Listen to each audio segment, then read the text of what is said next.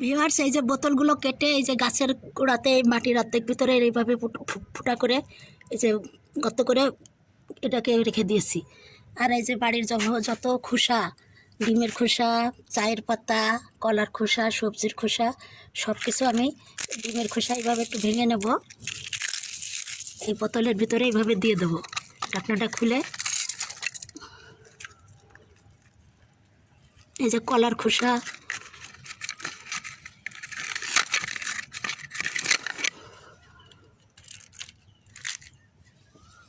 চায়ের পাতা,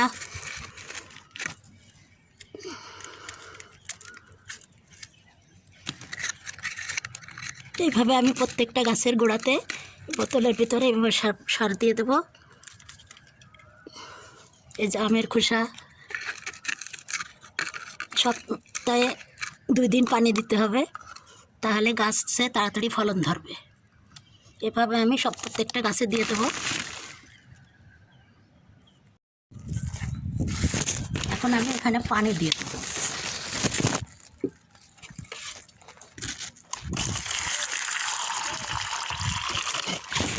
যে ঢাকনাটা দিয়ে এরকম করে ঢেকে দেবো, তাহলে এতে করে এটা পচে সার হবে এবং গাছ তাজা মোটা হবে, ফলও ধরবে ভালো।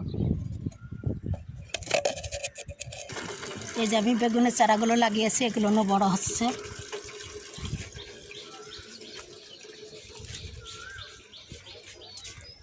আর এই যে ঢেঁড়সের গাছও বড় হয়ে গেছে আছে, এখানেও এরকম বোতল দিয়ে দিয়েছি, যে সার দিয়ে দিয়েছি, আরও ছোটো ছোটো চারা লাগিয়েছি এখানে।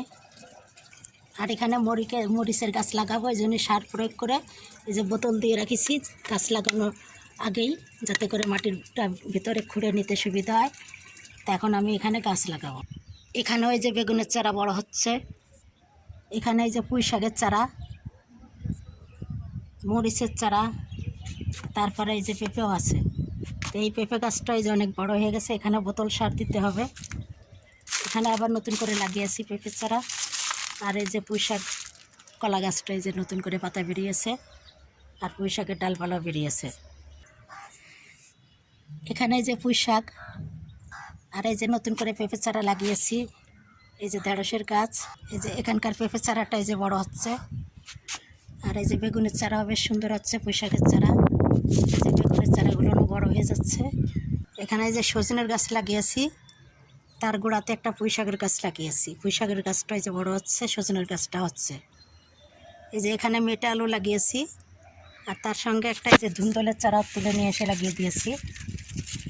এই যে মাচান, এই মাচানে চলে যাবে ধুন্দল, আর এই আলুও চলে যাবে ওখানে।